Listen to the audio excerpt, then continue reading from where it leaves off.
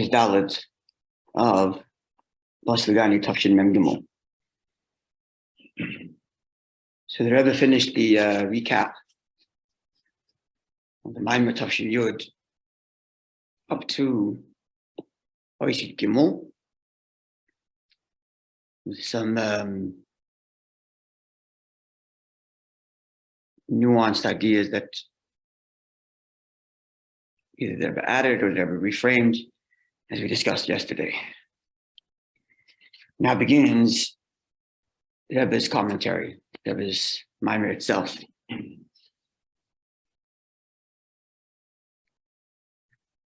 So let's see.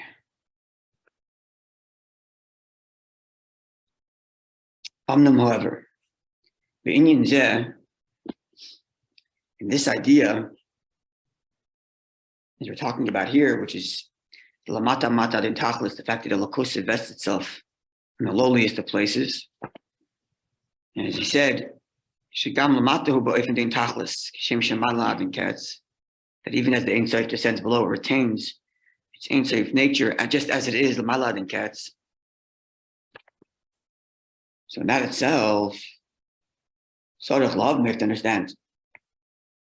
The question that I was about to ask, I haven't learned all of this, but I haven't seen this question asked anywhere else, and even if it is, it doesn't change the fact that the question itself is very gishmak. Just the question itself, the very fact that you can be bothered by something like this, is itself a gishmak in the kudah. The Rebbe asks, Ma'u what's the reason should be in the mata din tachlis, that when we're explaining this idea that the Eibishter descends down below, we find lengthy explanations, pratim and details, and very specific details. But to the point, we find in Eitz Chaim, close to the end of Eitz Chaim, Shnei Sha'arim, we find two Sha'arim, right? The Eitz Chaim is divided by Sha'arim. The chapters are called Sha'arim gates. So we find two full chapters, two full Sha'arim, that describe the various details of the levels that descend below, to the point that he describes the lowest levels, which is called Klippa, which conceals a lakus. Within Klippa itself, he explains the lowest of Klippas. So why are we doing all this? Why are we giving so much real estate on the pages to Klippa? That's his question. So even without a beer, just the question itself is so gishmak. It's like, why are we talking about this? We're learning Torah, we're connecting to the Eibishter, we're trying to, transcend a little bit. Why are we busy spending so much time with all these details of negativity? The Gam Lefnei, even before the Eitz Chaim, the Eitz Chaim is Narizal. So go back in history earlier, the Zohar and the Zohar Matzina become Mekaymes. We find many places. Mefrat, Parshas Pekodei, and specifically in Parshas Pekodei, Arichus Gedolah, we find a great length. Ubekama pratim, and with many different specific details, or the Ein Tachlis Shemata Mata, the fact that the Eibishter descends below. In matters and in worlds that are opposite to Holocaust. So why do we spend so much time? Why do we give so much space to this? Why are we spending so much time talking about Klippa? This is the kasha. Hey, if you asked this question before you read the Maamre, what would you answer? Because it exists. Because it exists. I mean, what's the? Why are we talking about it? Because it exists. Contend with it. Contend with it. But for the Rebbe, it seems that that doesn't suffice. Just because it exists, therefore. At least you wouldn't have to go on and on. Yeah. That's the whole thing of the Maamre to do that. To bring it down in the lowest level here. That's what the whole Maamre is about. So we're going to see, huh?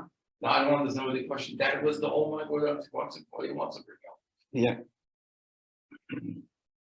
Should ask that first, and then the whole Maamre explains it. Exactly what's happening. Yeah. Yeah. So why would you? So your answer is why would the Chassidus have to talk about it because it exists? Deal with it. Your answer is that's the kavanah. But for some reason, the Rabbi asked the question, and neither of those two biurim come up. Well, actually, in some ways, your beer is the beer, but not exactly. So let's see. But what you're saying, not because it exists, that was also my instinctual reaction. Why are we talking about it? Because it exists. That's what we're talking about. But the Rebbe is like suggested beer is going to almost tell you why he's not going that way. The Rebbe says like this. Speaking of L'chora, now, seemingly Efshel Emer, we could say, Habir is the explanation. Is the kivin she'estaka bar iso bar alma. Because the Eibusha looks in the world and then creates a world. Right? This is the Eibusha looks in Torah and from there creates the world. So the premise is actually the reverse. Not because it exists, therefore Torah has to contend with it. It's the reverse. Because the Eibusha needs it for his kavanah, he has to have a klipa, right? So he has to create it. In order to create it, he has to have it in Torah. So it's the reverse. So if that's the premise, then you can't answer you talking about it because it exists. Don't talk about it, it won't exist. It's the way around. If everything starts if Torah is the blueprint for creation, and if Torah doesn't have it, then the world doesn't have it, so finished with it. But no, if the Eibusha needs it for his kavanah, so it has to exist. Okay, so if it has to exist, you have to put it in Torah also. So like he says, so and therefore, this is never suggested explanation. In order that there be creation of all these things, as the Eibusha decided these things should exist for reasons best known to him, secret reasons. So first, these things have to exist in Torah, because that's the way everything exists through Torah. All of these things, and all the various different details, has to first exist in Torah, and therefore it exists in the world. And the Eibusha wants it to exist in the world for whatever reason. He decided he needs to have them in his world. And they're said in Torah, however, inyan zegufa, now this itself, the fact that it exists in Welt, or the Eibusha needs it to exist in Welt for his kavanah, and therefore it's in Torah. The creation of the existence of Klippa, from the fact that Hashem first looks in Torah to create. That creation happens through Torah. This itself, your point, Yossi, is that the ultimate purpose be fulfilled. And as the Gemara says, the Mishnah says, I would quote this statement quite often, that whatever Hashem created in his world, Hashem created it for his glory. To say that nothing in this world exists and is inherently a negative. Because if it exists in this world, it exists to express the Eibusha in some way. It's just a question of how we do that. But it has to express the Eibusha in some way. So as I state in the Mishnah, whatever Hashem made in this world, for his covet. Okay? But in what kind of manner? So some things the Torah says don't touch. So what's the manner in which Hashem's covet is expressed in certain things? One can make the case by saying no to it. Right? In the language of the Mishnah, which so this actually quotes quite a bit, is Shviras and Zui Tekanasa. Right? The Mishnah describes how you can kasher klicheres. You can't. So Shviras and Zui Tekanasa, breaking it, that's its solution. Okay, so certain klippas that are for breaking. So maybe the same thing is here. Everything's created for Hashem's glory, okay, but some of the things are, the glory Hashem gets out of certain things is by saying no to it. But the Rebbe introduces the Torah Baal Shem Tov. This is a foundational Torah thought of Chassidus. This Torah from the Baal Shem Tov. The Baal Shem Tov explains in Pasuk which says Sumira v'asitov. So the Pashtus meaning of Sumira v'asitov is Sumira and asitov are talking about two different things. You see Ra in front of you, stay away. That's Shviras and Zui Takanasa. The way to deal with it is by saying no to it, breaking it. And then there are other things where you do good. That's usually attached in the pasuk. That's similar to Avasatoy. We're talking about two different items. Ra is here, Sur, go away. Toiv is there, Asay, go and do it. But the Baal Shem Tov explains, Shiyas and Mira Toiv. The pasuk says, similar to Avasatoy is talking about one and the same thing. And it's telling you two stages in how you deal with everything. But the ultimate objective is asay toiv, turn that thing into good. The word asay, which means to do, could also mean to make, which would then translate to surmera, turn away from the bad, asay toiv, and make it good. Not do good, make it good. That is to say, we're talking about the very same thing, but in stages. Hainu meaning to say, Shemash kosuf surmera, that which the pasuk says, go away from bad, hurakas cholas avoda, is the beginning of how you interact with things. But then the next stage is, and therefore this is the completion, is not just to turn away from the bad within whatever circumstance you're looking at. But that very circumstance you turned into good. You should make the bad into good. So the pasuk is talking about the very same thing. You're looking at something and it's got positive, it's got negative. So the first thing the pasuk says is stay away from the negative that thing has. But then the pasuk says that very same thing which you ignore the negative in, now go make it good. So if that's the case, How do you make a trade for things? okay, so that's what the Maamre is going to address. That's what the Maamre is going to address. How you make trade for things good. That's what the Maamre is going to address. Right. So this is one of the foundational ideas. In other words, you're not speaking about Shosh Klippus at Meis. Even Shosh Klippus at Meis. That's the Gavaldik of what I'm saying in the Maamer.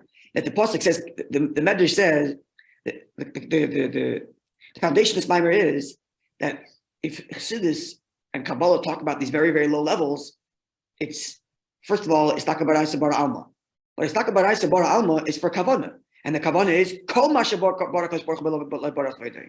everything Hashem made in this world is for his glories. Even the negative, even that which is is completely us, is also for the Hashem's covet. And what kind of oifen is for Hashem's covet? Not just to break it, but ba'asei toiv, to transform it, as the Baal Shem Tov teaches. That's going to become the going forward of the Maamer. How do we transform that which is usher?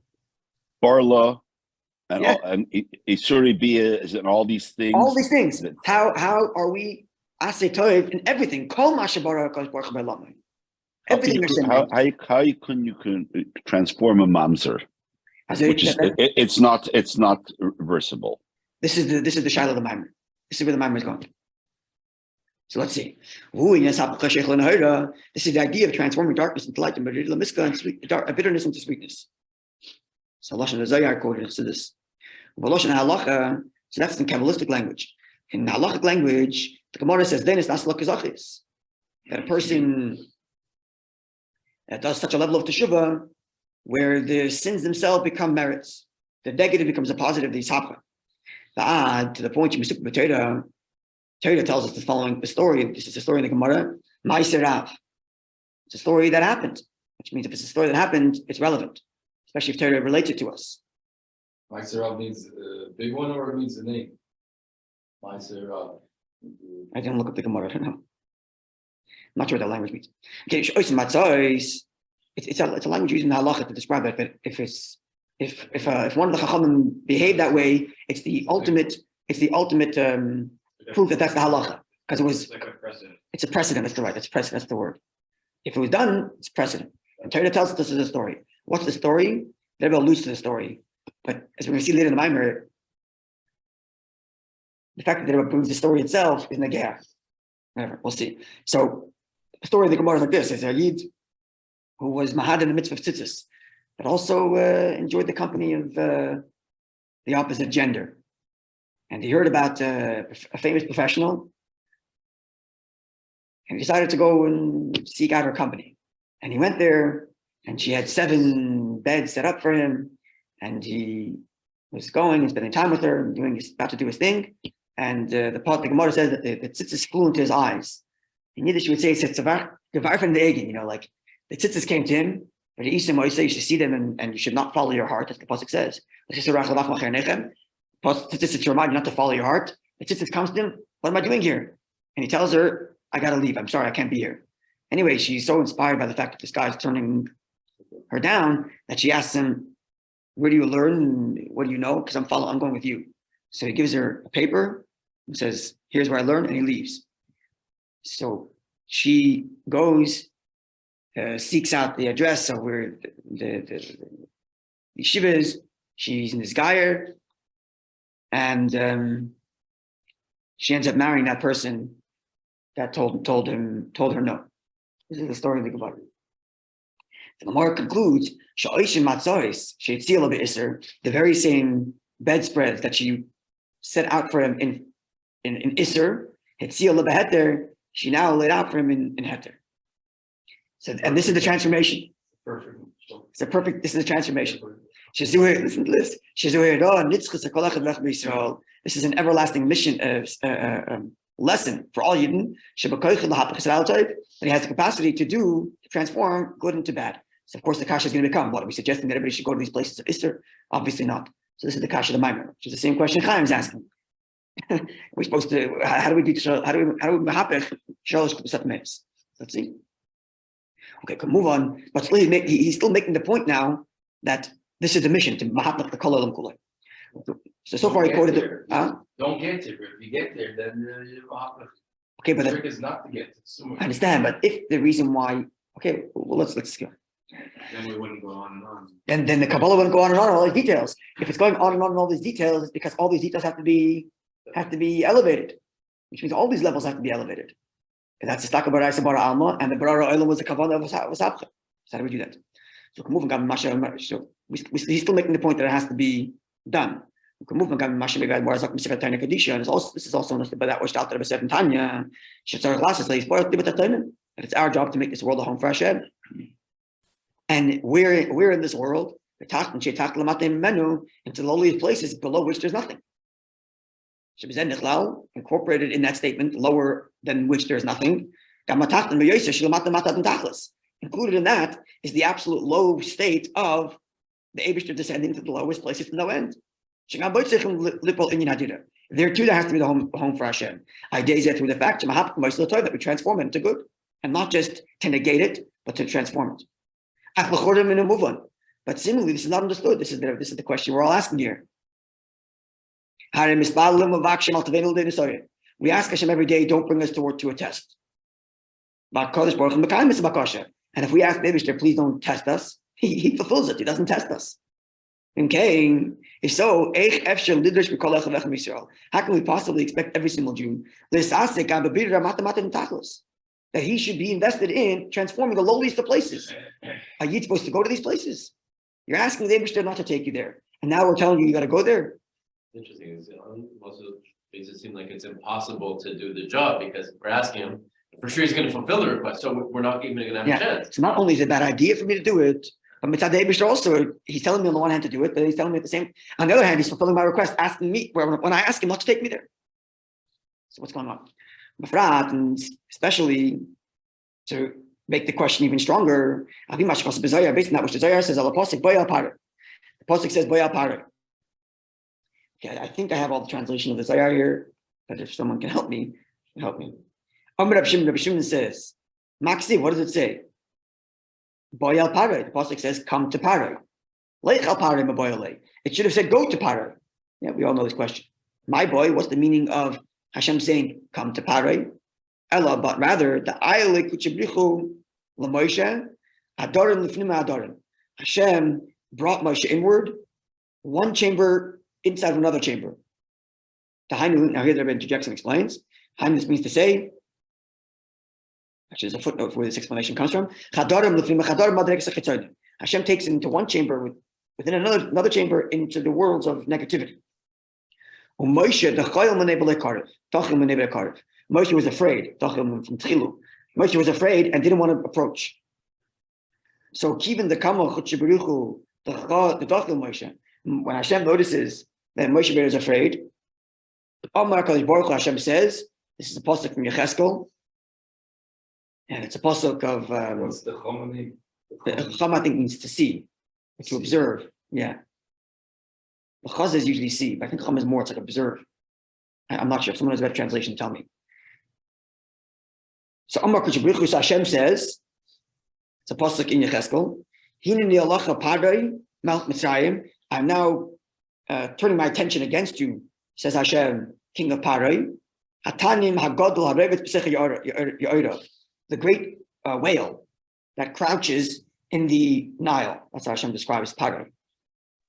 Is it whale or snake? It's a snake?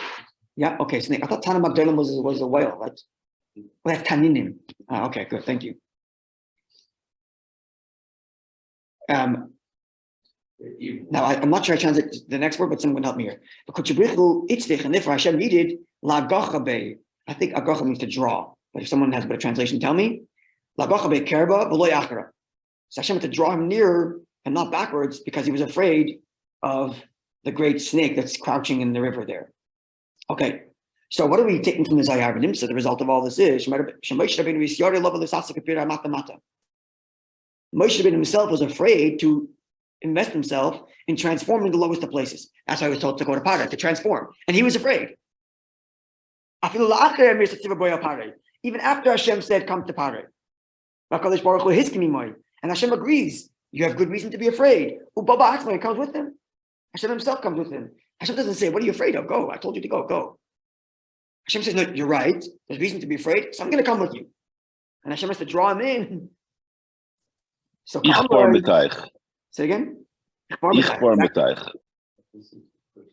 it's a valid reason to be afraid. So but like Hashem tells Moshe Rabbeinu, yeah, I'm going to put my attention against Paray because he's a scary beast. But all of a sudden now in Kabbalah we have details and specific details about Klippa, and now we're being told that this is the mission given to Tzivos Hashem, to the foot soldiers, that they should transform the low places to no end. Which, by the way, just in parentheses, this tells you again that the Mata Din Tachlis that they was learning is not just a precursor to tell you how high the Ma'ala Din Ketz is, but it's actually an avodah. In Chav Gimel, he's describing Mata Din Tachlis as the Pella, and also as the reason for this. There's no such thing as lost hope, because no matter how low it goes, the Eibush is invested there. And here he's saying it's an avodah. It's an avodah to bring the Eibush to the Mata Din Tachlis. That he has to go to the lowly places and bring the Eibush there. And he's asking, what does this mean? What do you say? Another Ma'aser that Hashem goes, yeah? Like Chaim just said, okay, right. The kasha itself is so gishmak. You finish here and the kasha is good. We're afraid to go in the clippers. Let's close the Maamre. We got validated. We can go weiter. What? I volunteer to go there. You're volunteering to go to the place to clippers. Yeah. Okay. So you will not be taking the Magid. Well, understanding how exactly we can go down to these lowly places and transform them based on the Torah of the Magid, the very Gishmak Torah. Al Pasuk on the very same Pasuk of the Zohar, right? So the Zohar explained Boyal Paray. But the next line of the Pasuk is the Man Shisi Shesai Ela Bekirboy, so that I can, send my signs amongst them. So this Pasuk, of course, all the Mefarshim discuss it, and the This also discusses it. Like, why now all of a sudden? In the previous parish already, Paray was cracked, right? And Paray says, okay, I'm letting the Yidden go. But now he's afraid. Why is Moshe Rabbeinu afraid now? And now he's being told, come to Paray. Yeah. So the basic, even I think also the basic beard is because, okay, once he cracked, Moshe Rabbeinu says, okay, we're done. Let's leave Mitzrayim. And Hashem says, no. I still have more signs to do. So I'm going to harden his heart. And so Moshe Rabbeinu says, you're hardening Hashem's heart. You're hardening Paray's heart. You want me to come? Like, this is scary. So Hashem says, okay, don't worry. Come with me. I still have a couple more things I want to get done. So let's make it happen. Yeah, this is the meaning of the pasuk. Even up I still have more things I want to demonstrate. So come with me. So says the Maggid, V'shakadosh Baruch Hu wrote to Levi calling it in Mitzrayim and Ashvida. Moshe Rabbeinu wanted to elevate all the sparks that are in Mitzrayim, and therefore we have to stick around and do makkos for as long as it takes till we elevate all the sparks there. Hainu kolad. What are the sparks? Hadvarim b'teilim shel Paray v'shel Mitzrayim. All the dvarim b'teilim. Words that are a waste of time. Of Paray and Mitzrayim, sheheim oisius, they are letters, and that's the man shisi oisoisai. Oisoisai, which means my signs, can also mean my letters. David just says I have to go get my letters. My letters, these wasted words, have been expended by Paray in frivolity, and I have to go extract them. And there's the bitter. Where's the bigger? How are the words elevated? Sheichnis. By taking these words and these letters, putting them in Torah. And now the same word that Paro said, let's say Paro is saying, I'm not letting the Yidden go. Those words are now part of Torah. And therefore those very words which Paro said as a klippa, now that it's in Torah, it's kedusha. And this is the elevation. By taking the words of Paro and putting them in Torah. And this is what it means in order to, I'm not sure I translate the word shisi in this context, but to take my words, not my oisius, but my words. I mean to say, the words and letters which came from the shvira that fell into a low place, I need to refine them through Torah by putting them in Torah. Therefore, and therefore I have to do 3 more makas, so that all of these events and all of these things now become part of the story of Torah. And if the Eibishter were not to bring upon these 3 makas on to Mitzrayim, we'd be missing a whole bunch of stories in Torah. So Kedusha, so to speak, would be smaller. Torah would be smaller if we were not to do and engage with power more. And then we wouldn't elevate all these lives. And this is the kernel of the beer that Rebbe is going to explain, that the Yid does not have to go down to these lowly places. He just has to learn Torah about it. That's it. Because the elevation is by putting them in Torah. So Moshe Rabbeinu himself had to go down there and collect the Yosef and put them into Torah. But every Yid doesn't have to do that, because the words are already in Torah. That's why Kabbalah spends time getting to all the various different details of Klippa, because when you learn those details, you're milo that Klippa. Yeah, but the Torah is written. This is the Nekuda. It was already written. Which is why Kabbalah and Chassidus. Even by Moshe it was written. That's right. That's why Kabbalah and Chassidus spend all that time getting to the various different lowest details of what Klippa could possibly look like. And by learning them, you're milo and tzitzis. And that's it. You didn't have to go into it either. Okay, we're going to explain. Then it would have been exactly. Yeah, which I said before, that the fact that Rebbe brings the story of the beds and they get to the Klaus of Maamer, it's a heritage of mine. Rebbe took that story. It's not only in Torah, now it's in a Maamer. His misbehavior was now more elevated because Rebbe learned it. Okay. Which, by the way, also another thing. When Rebbe did the recap of the previous Maamer, Rebbe said, Rebbe added this detail, which seems to be like side detail, which is that Moshe Rabbeinu, not only did he command the Yidden to build a Mishkan, so it became their mission to elevate the world, but Moshe Rabbeinu himself was involved in the building of the Mishkan. So the point that he himself erected it, right, they highlighted that point. So again, Ula Yeshlema, this is his own heritage, that this idea of incorporating the ultimate Klippas in Torah, and to some degree, it's like that Rebbe's doing that. We don't write Torah. The Rebbe writes Torah. The Rebbe writes Chassidus. So the Rebbe does that elevation. The Rebbe putting these stories and these things. Is it my job to now go start writing Pulim and Chedushim on levels of Klippa? The Rebbe does that, and that itself is the beer. So then I can go learn what the Rebbe wrote about. Just like talking about Moshe Rabbeinu. Moshe Rabbeinu went. He was the one that engaged with Parah. He's the one that created those 2 new chapters in Torah, and now I go learn them. So, Rebbe's Moshe Rabbeinu all the time. That's what it is. That's what I'm saying. Every generation has one. It's gold one. That's all good. But yeah, so we don't have to go into it. We just have to learn Torah. Yeah. The bottom line is that is not. That's right. That's the Chorah going to be the rest of the beer. Even though there's one place, even though there's one place in the Maamer where you could learn that the Rebbe means that once you connect the Torah deep enough, you can go down to those places of Klippa. You could learn that in one place in the Maamer, but I'll tell you one way to learn it versus another way to learn it, and how I think you should learn it. How I think it should be learned. We'll get there. Okay, let's see.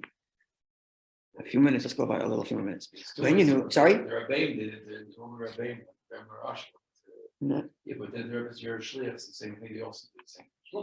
So it's the same idea. You go. Okay, so we'll see what the Maamer said. So the idea is even the letters, the chayis that descended to the lowest places, to the king of Egypt, the lowest land in the world. And be'emes, oisoi sai. Be'etzem, they're my letters. Oisi is shali. There's no such thing as chayas, letters being chayas, or kalim for chayas. No such thing as kalim for chayas that aren't the Eibishter's. Right? This is the matat and tachlis. It's the Eibishter's oisius. Ba'adraba. And not only that, we have another principle, whatever is higher descend lower. So if these letters and these words are being said in klippa, in the lowest of klippas, it must come from a very high source. And if we have to restore them to become taka the Eibishter's words, at least the Goli as well. Words of Kedusha. That's the avodah l'matat and tachlis. That all these things that look negative, these are all the Eibishter's chayes. And we have to make that begoloi. Turn them from random oisias to oisai sai of Kedusha. Therefore, they're written, first of all, in Tchila b'Torah. Shadei nasim oisis b'Torah. And now they become words of Torah. And this gives the ability to elevate the words after it's fallen to the place of negativity.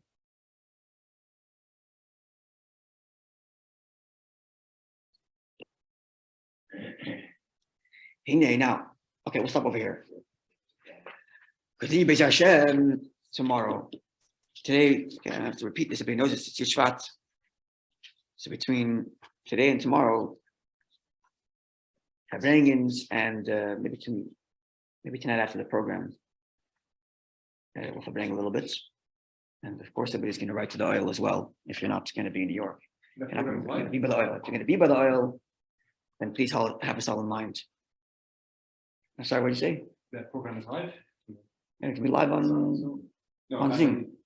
Oh, sorry, I actually was thinking about that. I'm going to ask. Huh? Yeah, I'm going to ask.